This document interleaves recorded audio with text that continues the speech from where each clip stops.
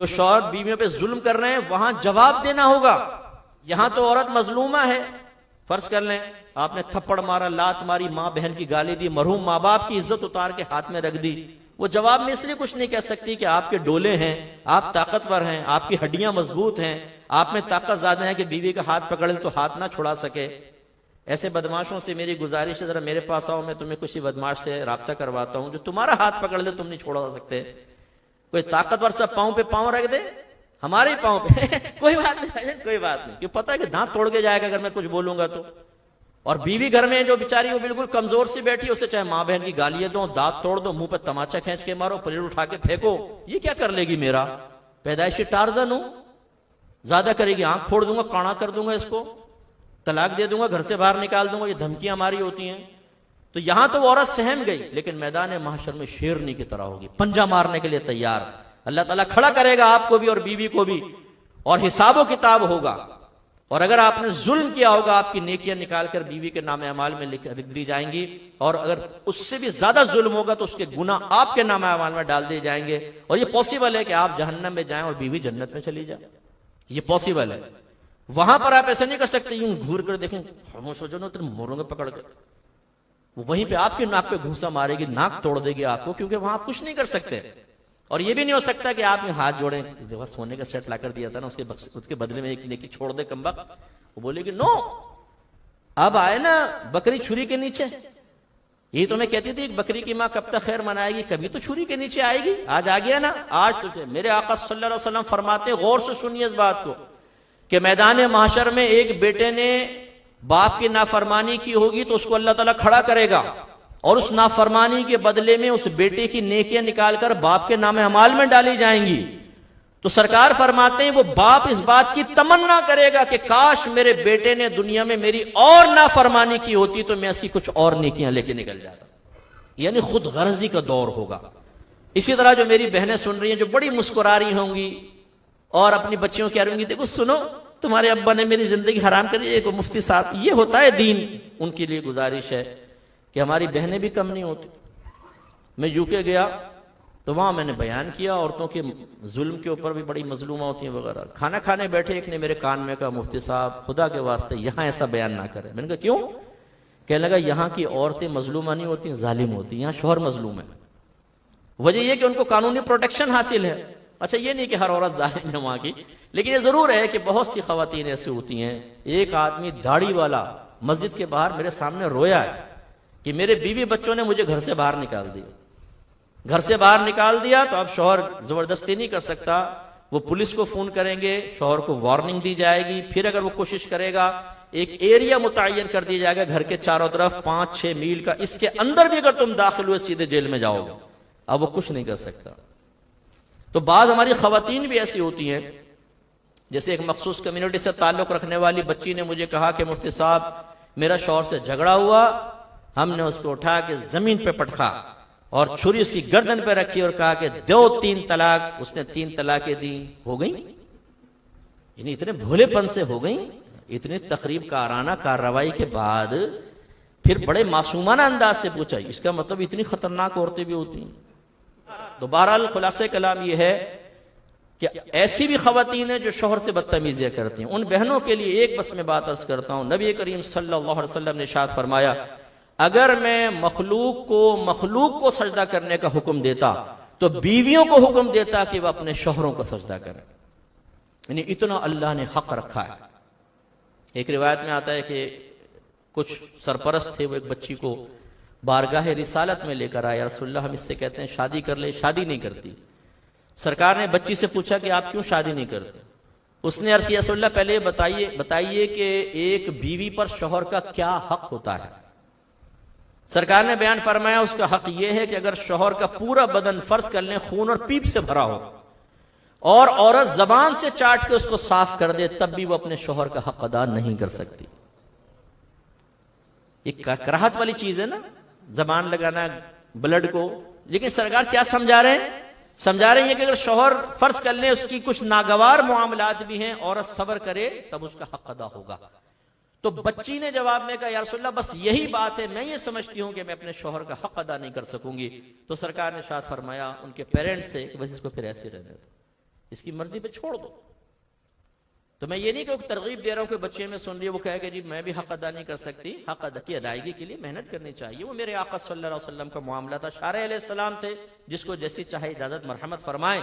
लेकिन ये जरूर मालूम हुआ कि वो मेरी बहनें जो मुझे समाअत फरमा रही हैं, और अगर कोई बात उनकी जात में मौजूद हो तो खुदारा मुझ पर नाराज ना हो या गिल्ट फील ना करे। अगर बच्चियां भी आपके साथ सुन रही हैं तो इसमें कोई बेइज्जती की बात नहीं, इस्लाह कबूल करनी चाहिए।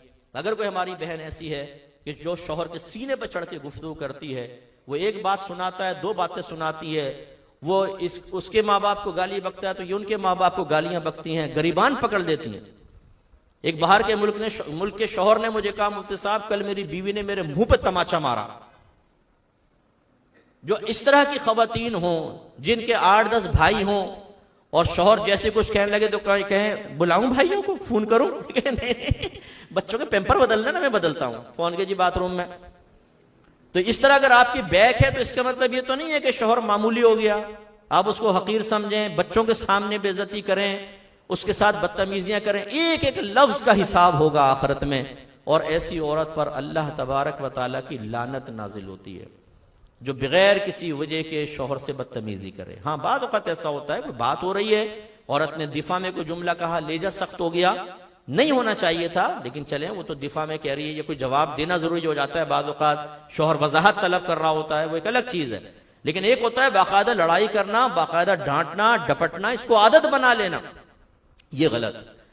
एक खातून ने मुझे फोन किया, रोने लगी फोन के ऊपर, मुफ्ती साहब मेरे शौहर ने बड़ा जुल्म किया, मुझे मारा है, पीटा है, गालियां बकी हैं। तो हमें आ रहा काफी तजर्बा है इस चीज का कि खवातीन के आंसुओं से फौरन हम पिघल नहीं जाते हैं। हमारे यहाँ तो अगर कोई खातून रोड पे स्कूटर को टक्कर मार दे ना, खातून गिर जाए, चाहे उसके शौहर ने गलती की हो, बहुत सारे हमदर्दी में भाई वहां पहुंच जाएंगे, ड्राइवर को पकड़ेंगे, मारेंगे, गाड़ी को आग लगा देंगे, भैया बहन गिर गई है यहाँ पर। तो वो जब रोई तो मैंने कहा अच्छा पहले तो आप अपने आंसू बंद करें, बिल्कुल रोना बंद करें, फिर मैं आपकी बात सुनूंगा। खामोश हो गई। मैंने कहा मुझे दियानतदारी से बताएं आपने क्या किया था? कह लगे मैंने भी गालियां दी थी, गरीबान पकड़ा था। बता, अपना कारनामा बयान नहीं किया। इसलिए जो इतने वालिदैन मुझे सुन रहे हैं, मैं आपसे गुजारिश करता हूं, अगर आपकी बच्ची ससुराल की कोई शिकायत लेकर आए, जरूरी नहीं है कि बच्ची 100% सच कह रही हो। हर मजलूम जो बज़ाहिर मजलूम होता है वो लोगों की हमदर्दियां हासिल करने के लिए अपना फॉल्ट कभी नहीं बताएगा, अपनी गलती कभी नहीं बताएगी बच्ची। वो 100% कहेगी मेरी सास ऐसी है, शौहर ऐसा है और नंदे ऐसी हैं। और भोले वालिदैन अपनी बच्ची की मोहब्बत में बाद औक़ात जो उन लोगों ने नहीं किया होता उसे भी सच तस्वुर करके उनसे बदगुमान होते हैं, लड़ाई झगड़ा फितना फसाद करते हैं। और बाज बच्चियां इस तरह झूठ बोलकर खुद अपना घर बर्बाद करती हैं, क्योंकि जब वालिदैन जाके अटैक करते हैं, तुमने हमारी बच्ची को ये कहा, ये किया, तुम तो दूध नहीं पीने देते बच्ची को। कहते हैं पूरा 1 किलो रोजाना पीती है, तो इसी के लिए तो मंगाते हैं। और घर में आगे क्या कहा, अम्मी मैं दूध को तरसती हूं, खुद सास पी जाती है, मुझे दिखा दिखा के ओल्टीन डाल के एक एक घूंट पी लेती है, मुझे नहीं देती। अब मां तो तड़प जाएगी, अरे मेरी बच्ची को दूध नहीं दे रही। पता चला वो तो किलो डकार जाती है भैंस का दूध, मोहल्ले में दूध कम पड़ गया इसकी वजह से। अब जाके लड़ाई झगड़ा हुआ, वो हाइपर हुए कि झूठ बोला, तलाक हो गई। कसूर किसका मुझे बताइए? इसलिए याद रखें, अदलो इंसाफ का दामन कभी ना थामें। अगर आपकी वालिदा का और बीवी का झगड़ा हुआ, जरूरी नहीं कि 100% बीवी की गलती हो सकता है वालिदा की भी खता हो। अगर आपके वालिद का मोहल्ले में झगड़ा हुआ तो जरूरी नहीं कि आपके वालिद जरूर हक पर होंगे, हो सकता है दूसरा हक पर हो, आपके वालिद साहब नाहक कर रहे हो। इस सूरत में अगर आप नाहक का साथ देंगे, हराम का साथ देंगे, तावनु अलल बिर्रि वत्तक़वा वला तावनु अलल इस्मि वल उद्वान, अल्लाह ताला फरमाता है भलाई और तकवे के कामों में एक दूसरे के साथ ताउन करो, जुल्म ज्यादती और गुनाह के काम में ताउन ना करो। मुतलकन हुक्म है, चाहे सामने गलती करने वाले वालिद हों, वालदा हों, बीवी हों, आपकी सगी औलाद हों, बहनें हों, भाई हों, अगर वो गलत हैं तो गलत है, गलत का साथ कोई दिया जाता। लेकिन आप ये नहीं है कि आप वालदा से कहें अम्मी तुम गलत हो, मेरी बीवी ठीक है, ये भी हराम है। पहचाने चीज को कि हाँ वालदा की गलती है, आपने सुन लिया, जोजा की बात भी सुनी, आपने फैसला किया कि वालिदा इस पर गलती पर है, जोजा नहीं। वालिदा को ये नहीं कह सकते आप गलती पर है। अदब से जबान बंद कर लें, अकेले में जब मिले पांव दबाएं, वालिदा को कोई तोहफा पेश करें, फिर गुजारिश करें कि अम्मी मैं नहीं चाहता हूं कि मेरी इस बीवी की वजह से आप मैदान महशर में अल्लाह की बारगाह में एक मुजरिमा की हैसियत से खड़ी हो। मैं नहीं चाहता, मैं चाहता हूं मेरी मां को इज्जत मिले। तो खुदारा ये चीज अगर ना हो तो हम सबके हक में बेहतर है। यूं आपने दायरा अदब में रह के कह दिया, उस पर भी हो सकता है कि मां जूती उठा के मारे गुलमटे निकल जाए मेरे कमरे से बाहर, बीवी ने टोना टोटका करवा दिया। सुन ले, कोई बात नहीं, जूती मारी है ना, किसने मारी है? मां ने मारी, कोई बात नहीं। अब्बा जान ने डांटा ना, कोई बात नहीं, सुन ले। लेकिन जो गलत है सो गलत है, जो सही है वो सही है। तो डे ऑफ जजमेंट जो हमारी बात चल रही है वो यही कि अल्लाह ताला अब इन सबको खड़ा करेगा, हिसाब किताब होगा।